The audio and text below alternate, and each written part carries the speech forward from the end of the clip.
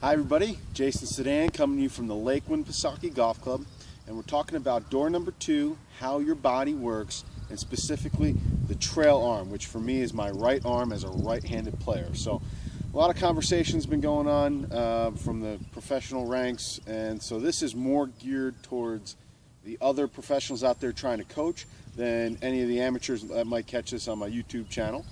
Lots of different ways that we can leverage the right arm, and we're discussing how important is it? Critically important. So important that I myself took a long time to develop my technique, and along the way slipped into some things that caused me some injury because I didn't know this sooner. So I do take this pretty personally. I'm going to reference a number of professionals that helped me along the way, not to be name dropping, but simply to give credit where it's due. So let's get going on the trail arm, or I might be calling it the right arm today. So at address, we're going to have a pretty neutral posture set up, whatever works for you as a player, and your arm's going to be in some orientation. If we did not have a club swinging on a particular plane and a particular effort, straight back, outside, inside, and just had the arms fold, this is a test that Mike Adams uses to just fold the right arm without really rotating the chest. We're now trying to see, is my arm more in front? That one doesn't quite work for me. Does it move up and back? Mine kind of does that. And you'll see golfers all over the map with this. When we traditionally coach players to get that elbow in front of the rib cage, I think it causes certain tendencies. And when you talk to a guy like Jim Hardy, everything has to be in balance, pluses and minuses, and I think that is going to match a particular golfer with their particular body, a little different than where we're going with my personal technique here. And as my right arm kind of moves back behind me, you might see the club get a little inside. There's other ways to match that with wrist mechanics and swing planes that we're trying to talk independent of that today. They're not entirely, but sometimes you're going to have an overriding factor. And I think getting this trail arm to work properly for a player is critical in how they're going to strike the ball, the amount of power that they're going to produce because of it. And, are we able to use it consistently, repeating without injury and under pressure? So let's get going up to the top of the swing.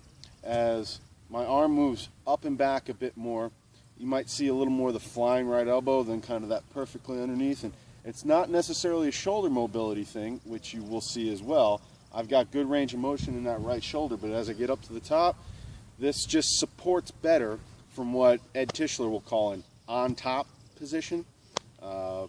As that gets on top, I'm now looking to release the club a little bit differently coming down, where if I have that on-top nature of this right arm fold and it's coming down, with an on-top right arm, I'm going to be extending much more force from my trail arm than perhaps that under golfer that's just kind of tucking it in, saving it for a little later in the downswing. So there's a timing element, and then there's a force displacement. And forgive me for the tech heads out there, I'm not the most precise between force, torque, mass, pressure. We're going to get into some of that stuff too, and I'm happy to redo this video with better information. I'm going to talk a little bit about Manzela's torques here in a little bit.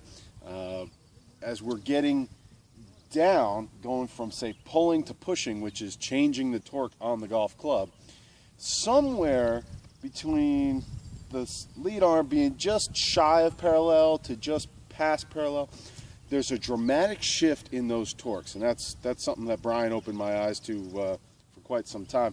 And it's beginning to correlate to my teaching, where I'm having to coach players to use their trail arm differently. For the player that can fold that right arm more in front of their chest, we're now seeing that change in torque, or dramatic change in torque, happen a little bit later in the downswing.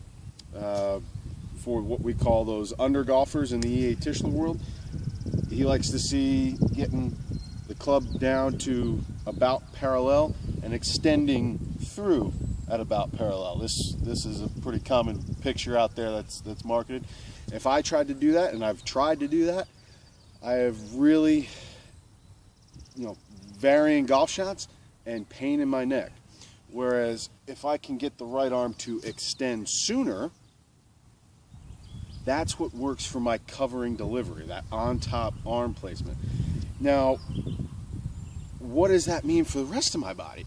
I think the right arm again tells a big story that if I'm going to hold that elbow in front of my rib cage, and I have a tough time getting it under me enough to do that, I'm really going to have to stay down in my posture. I'm going to need to rotate through the ball much more in my posture, allowing this right shoulder to get some side bend. I say shoulder, the right side of my body bending to the right, exemplified by my shoulder position. Is it tall through impact, or is it lower and turning through? You might say middle of the road is like perfect harmony for everyone. Not everybody's going to have that physical ability. So by screening your golfers, whether it's through TPI, again, what some of Mike Adams and E.A. Tischler prescribe in BioSwing, I think it can give you a roadmap, not just for a short-term fix, but how you may be coaching that player long-term and understanding what their miss might be. So let's talk a little bit about that. First, I'll just finish with what would the on-top delivery look like. If we are extending that right arm sooner, I'm going to get a lot more ground until I release my posture. And when I say posture, I'm talking about upper torso. I don't really want to see the lower body come in, but it might. And as that posture in the upper torso releases, I think there's some biases to how we orient the club face.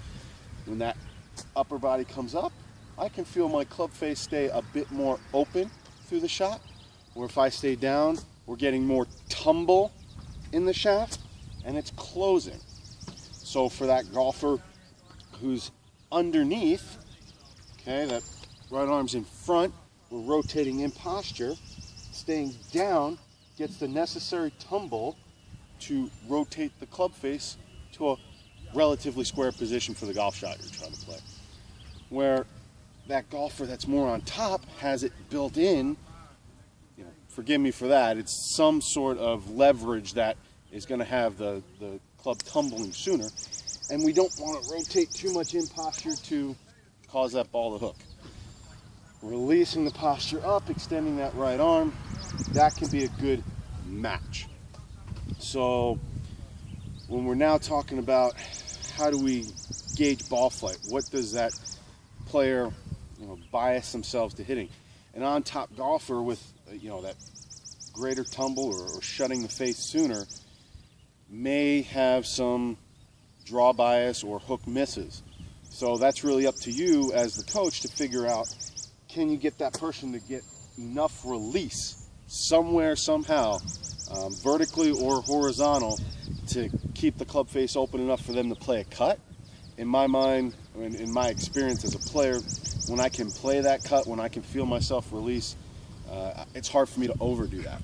So in competition, if I can rely on it, which I'm still working at, it's not that easy, then I feel like I can play really consistent golf. But the majority of my shots really do want to turn over, and that's how my body's built.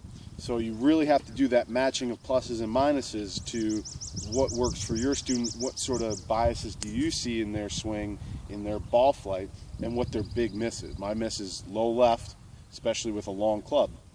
And to me, that's a lot of years trying to turn in my posture, get the handle down to the shaft plane. Young guy coming out of college, that made a lot of sense, looked good on pictures. Hurt my neck, didn't really match what my right arm wanted to do until I got to people much smarter than me. So when you're working through things for your game, for your student's game, just take into account what the ball flight is, that note as to where the club comes back to the shaft at address. If you're on board with that, great, but just understand it might not work for everybody. and that some of these things might get people hurt. So if you can take into account how that arm delivers, I think EA's book, Secrets for Owning Your Own Swing, is a great resource if you're looking for more information on what could it do other than return to the shaft plane to be a perfect golf shot. And a lot of these things are independent of one another when we're screening how we load front side, back side, right arm, body delivery. But sometimes there's a pretty important match along the way. I think when we're talking trail arm, if it's going to work in front of the body, we need to rotate more in posture. If you're going to release that right arm sooner with more of a rotating action, we've got to get more elevation and release through the torso earlier in the downswing. And really not fighting ourselves as to getting that perfect position going back, coming just back to however those arms move. It's pretty apparent what the golf swing is going to do from there. So look forward to hearing all of your comments. I would imagine I'll have to remake this video at some point with all the good information that's going to come my way. But thank you all for taking a look.